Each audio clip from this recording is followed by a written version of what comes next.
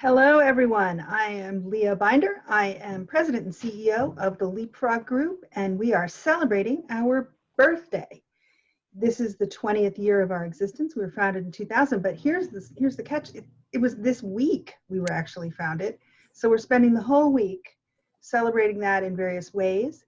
And to help me here on LinkedIn today is my dear friend, Al Lewis, who has an interesting title. Hello, Al. He is Quizmeister in Chief of a wonderful company called Quizzify. What is a Quizmeister in Chief?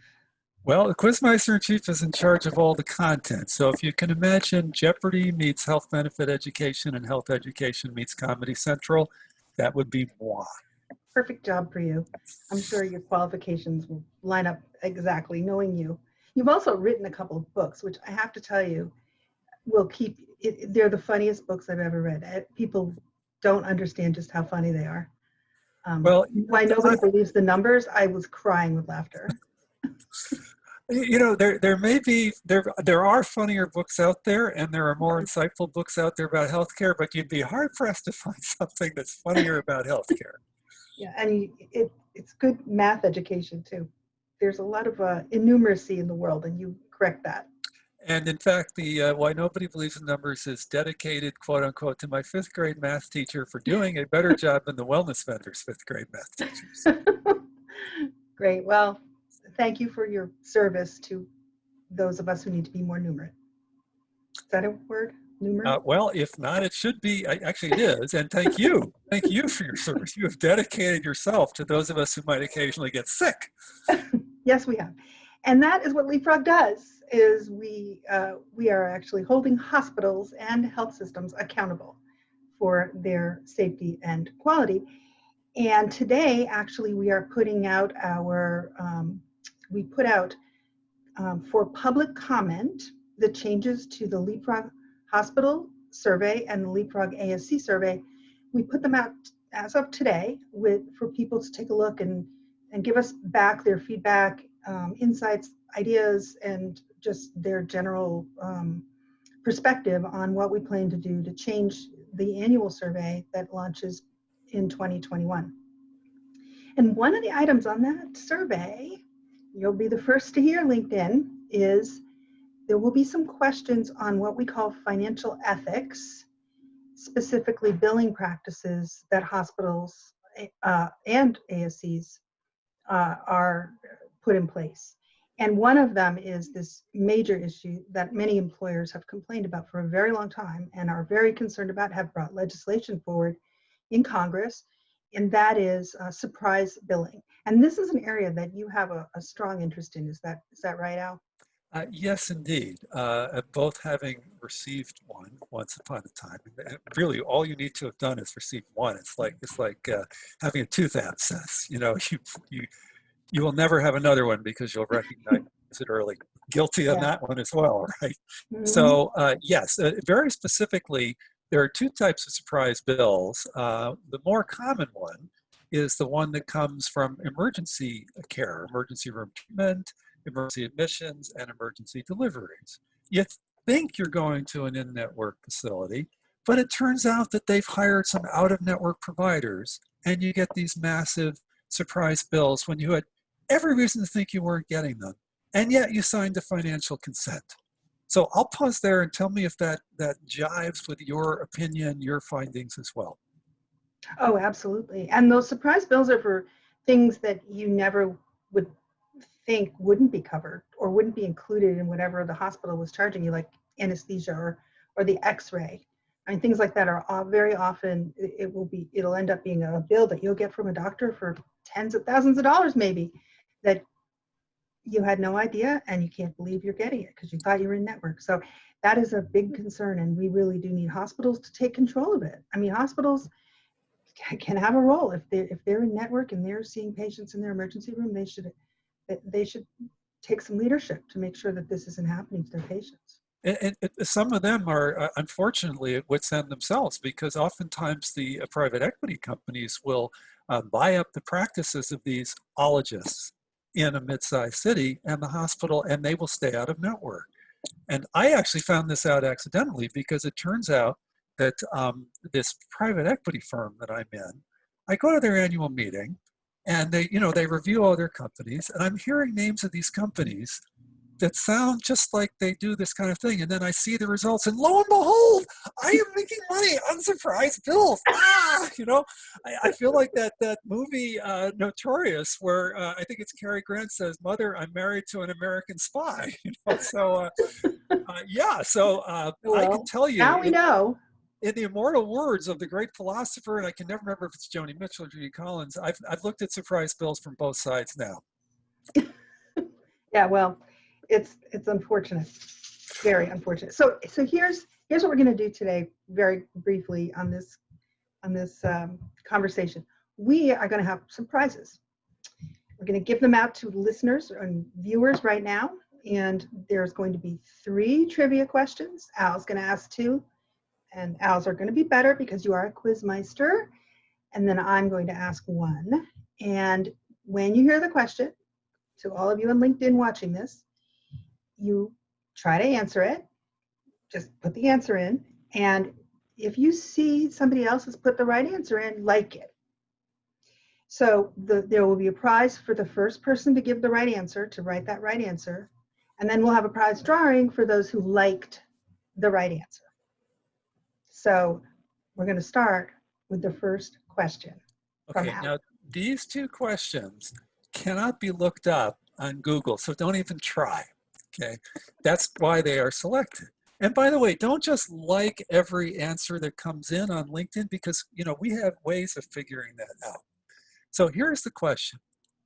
If in the 20th century, if you take out government employees, meaning presidents, astronauts, that kind of thing, entertainers, sports figures, industrialists, I said entertainers, movie stars, so I think that that covers everything. You take all those out, who is by far and away the most famous American citizen of the 20th century?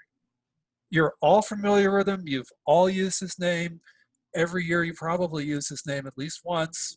I did tell you it was a person. So start the guessing. Okay, do we do the Jeopardy theme song? Something, having been on Jeopardy and lost, and also Alex Trebek died, I'm just too sad to do the Jeopardy. And by the way, people ask me this. He is exactly the same in person as he appears on TV. So he's gracious, he's interested, he's intelligent, and he projects an air of modesty. Well, he was a wonderful man. So, okay, so do we have a second trivia question? Oh, do you want to do them both at once? Okay. So the second one is, so over the course of 2020, we've heard a lot, before the coronavirus took over the news, we heard a lot about things being unnamed for people. Military bases, especially down south, named for people who actually fought against the United States. My question is, once again, in the 20th century, who by far and away was the American to have the most private citizen, to have the most things named for him, and then have the most things unnamed for him? So this person holds the record for, he was very obscure, then he had a ton of things named for him, and then the more you learned about this guy, the more people started taking his names off of things. That's all I'm going to tell you. If these questions were too easy, everybody would guess in right away and hit all the likes and everything. All right. Well, those are tough questions. I never do well on your quizzes. Well, I've done your Quizify. Quizify is great because you have all these great questions about healthcare. Now, I thought I knew healthcare. I thought I knew health, and I fail. I don't do well. But then I learn, and that's the whole point of it, right? Indeed it is. And in fact, I actually am the same way. A lot of the questions came out of my personal experience, things that I never should have had happen to me, or foods that I thought were healthy. And now we're learning, here's our new thing. We're learning that one of our millennial in chief who runs our tech, his cat got diabetes, and it turns out the reason is that Meow Mix is full of carbohydrates, So then we looked up milk bones, also full of carbohydrates. So if you're wondering why your dog is getting diabetes, it's the same reason that people are getting diabetes. Especially nowadays with this, being home all day. being home all Everybody's, day, you know, and the food companies have figured out how to addict you, and we help you find the hidden sugars. One thing I would say, Leah, is if it weren't for Quizify talking about things that you learn, I would be dead. I possibly would be dead by now. I certainly would be sick because that very same tooth abscess. Since I had taken the Quizify quiz, I knew what a tooth abscess felt like. I had to insist to my dentist that I had one because I was on vacation. I couldn't see the dentist. She didn't believe me. I told her there was absolutely one, and I was going to come back to Boston and sit in that waiting room until the endodontist saw me and did a root canal. And I did, and she did. And I said, scale of 1 to 10, how bad was it? She said, oh, you would have been in the ER the next day. wow. Yeah, and this would have been the ER in Martha's Vineyard. They would have no idea what to do with me. If you'd have Lyme disease, they're world class. Anything else, forget about. You know, so they would have been culturing the bacteria. Meanwhile, I would have been. Well, that's quite the testimonial for your own company to save. It's hard to do a testimonial. Well, speaking of saving lives, that's what Leapfrog does, as you know. We do that by helping people find out in advance how safe a hospital is. About 500 people a day die from preventable errors and accidents in hospitals. And it's because of the fact that some hospitals are just not as good as others at preventing them, but preventing infections, at making sure that people are as safe as possible and getting the right medications and not falling when they get out of their bed and all kinds of things. They're simple things, but they are difficult to manage sometimes in a hospital, and they can be catastrophically harmful to patients. So it's really important to pick a hospital that puts a lot of attention and thoroughness to patient safety. So here's my question. Leapfrog has a letter grade that we issue to all general hospitals on how safe they are. It's an A, B, C, D, or F for every general hospital in the country. So researchers at Johns Hopkins have looked at the question of how many people die at A, B, C, D, or F hospitals. So here's the question. How many lives would be saved if all hospitals were an A? And the person who gets close, well, I guess the person who gets closest wins in a year. How many people get saved in 1 year if every hospital was an A? And let's say you can guess more than once, but you have to let an hour go between guesses. Good rule. You're a quizmeister. I'm a quizmaster. I eat, sleep, it's a great question. It's a great question. But the idea of a good trivia question is, especially in a forum like this, you can't just look it up. Right. Thank you.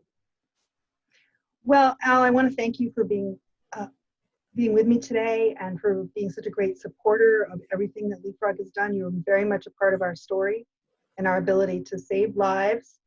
And I'm glad to hear that your company has saved your life. It is worthwhile. Take a look at Quizify. It's really, I love your website too. It's fun to get on. Yes, you can just go on the website and play the game. And Leah, the reason I support you folks every year, and will do so again this year, is because your mission is so important, it's so valuable, and you're one of the few organizations in Washington that isn't taking money from somebody under the table, and that's rare, and people should know that. Thank you. Thanks, Al. Bye-bye, everybody. Happy birthday. Happy birthday to you.